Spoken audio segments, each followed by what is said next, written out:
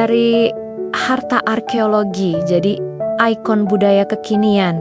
Gimana ceritanya? Hari ini kita akan bahas salah satu museum paling keren di dunia, Museum Sansingdue di Sichuan, Tiongkok. Museum ini bukan sekadar tempat menyimpan barang kuno, tapi sudah jadi top brand budaya yang mendunia. Kalian mungkin pernah dengar nama Sansingdue. Ini adalah situs arkeologi yang menyimpan peninggalan peradaban Shu kuno. Sebuah peradaban misterius yang ada sekitar 3.000 hingga 5.000 tahun lalu. Penemuan-penemuan di sini benar-benar bikin gempar dunia arkeologi. Bayangin aja, artefak-artefak yang ditemukan punya gaya yang sangat unik. Beda banget dari peradaban Tiongkok kuno lainnya yang kita kenal. Makanya, pameran utamanya diberi judul yang pas banget, Sansingdue, terlelap ribuan tahun. Sekali bangun, mengejutkan dunia. Museum Sansingdue sendiri resmi dibuka pada tahun ke-1997. Ini adalah museum situs terbesar di Tiongkok Barat Daya dan sudah jadi destinasi wisata level 4 bukaan diafragma di dalamnya. Ada lebih dari 1.500 artefak luar biasa yang dipamerkan. Salah satu yang paling ikonik adalah topeng-topeng perunggu raksasa dengan mata menonjol dan telinga besar yang aneh. Ada juga pohon perunggu setinggi hampir 4 meter, yang detailnya luar biasa rumit. Setiap artefak seolah menceritakan kisah sebuah peradaban yang hilang, penuh dengan misteri dan keagungan. Banyak banget pertanyaan yang belum terjawab tentang peradaban Shu. Siapa mereka? Kenapa mereka membuat benda-benda aneh seperti ini? Apa arti dari simbol-simbol yang mereka gunakan? Dan yang paling bikin penasaran, kenapa peradaban ini tiba-tiba lenyap? Para arkeolog masih terus bekerja keras untuk mengungkap rahasia-rahasia ini. Setiap kali ada penggalian baru, selalu ada penemuan mengejutkan yang menambah kepingan puzzle dari peradaban misterius ini. Tapi yang bikin Sansingdue makin spesial beberapa tahun belakangan ini adalah transformasinya. Museum ini sadar untuk bisa relevan di zaman sekarang.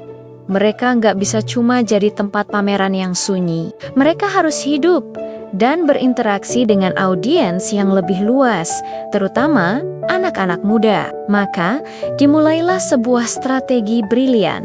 Museum tambah perusahaan pariwisata. Lewat strategi ini, Museum Sansingdue nggak cuma memamerkan artefak, tapi juga menciptakan produk-produk kreatif yang terinspirasi dari koleksi mereka. Hasilnya, lebih dari 2.700 jenis produk kreatif telah diluncurkan. Ini bukan sekadar souvenir biasa kayak gantungan kunci atau kaos. Mereka menciptakan IP atau intellectual property yang punya karakter dan cerita sendiri. Kuntanya Ada Chonshu Jiaodui, sebuah tim karakter imut yang terinspirasi dari berbagai artefak Sansingdue. Ada karakter topeng perunggu yang jadi lucu, ada patung manusia yang jadi imut.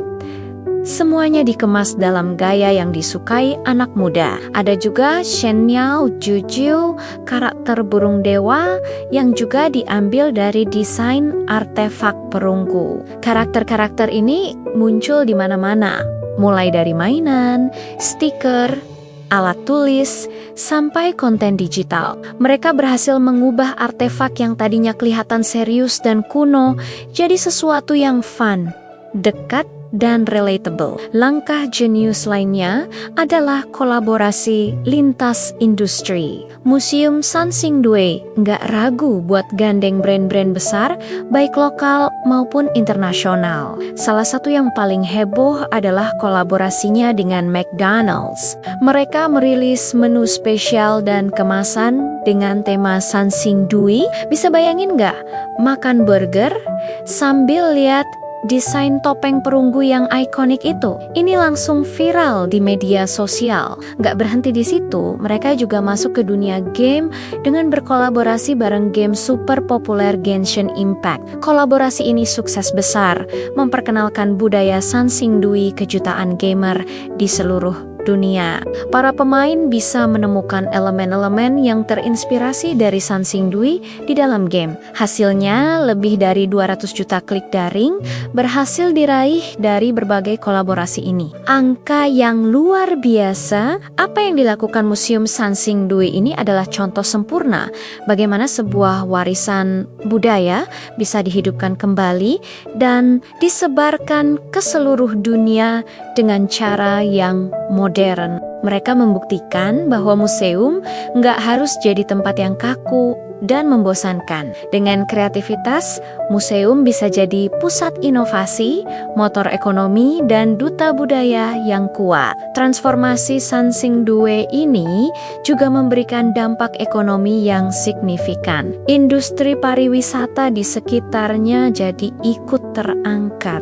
Penjualan produk kreatifnya menghasilkan pendapatan yang besar yang kemudian bisa digunakan kembali untuk penelitian, konservasi, dan pengembangan museum lebih lanjut. Ini adalah sebuah siklus positif yang menguntungkan semua pihak. Lebih dari itu, Sansing-dui berhasil menumbuhkan rasa cinta dan bangga terhadap warisan budaya di kalangan generasi muda. Ketika mereka melihat karakter Chuanshu Xiaodui yang lucu atau elemen Sansing-dui di game favorit mereka, mereka jadi penasaran dan ingin tahu lebih banyak tentang sejarah di baliknya. Ini adalah cara edukasi yang sangat efektif dan menyenangkan. Jadi, Museum Sansing-dui bukan lagi sekadar tempat untuk melihat harta karun kuno. Ia telah menjadi sebuah fenomena budaya, sebuah top brand yang berhasil menggabungkan masa lalu yang misterius dengan masa kini yang dinamis. Kisah suksesnya memberikan inspirasi bagi museum-museum lain di seluruh dunia tentang bagaimana cara tetap relevan dan dicintai di era digital ini. Kalau kalian punya kesempatan untuk berkunjung ke Sichuan, jangan lupa untuk mampir ke Museum Sansing-dui. Kalian akan merasakan sendiri sensasi terkejut oleh keajaiban peradaban Shu kuno, sekaligus terhibur oleh kreativitas modern yang mereka tawarkan. Ini adalah pengalaman yang gak akan terlupakan. Itu dia cerita tentang bagaimana Museum Sansing-dui bertransformasi dari situs arkeologi menjadi ikon budaya global. Keren banget kan? Menurut kalian, museum mana lagi nih yang punya strategi kreatif serupa? Coba deh tulis di kolom komentar ya. Terima kasih sudah menonton video ini sampai habis. Jangan lupa untuk like, comment, dan subscribe channel ini supaya kalian gak ketinggalan konten-konten menarik lainnya seputar budaya dan sejarah dari seluruh dunia. Sampai jumpa di video berikutnya.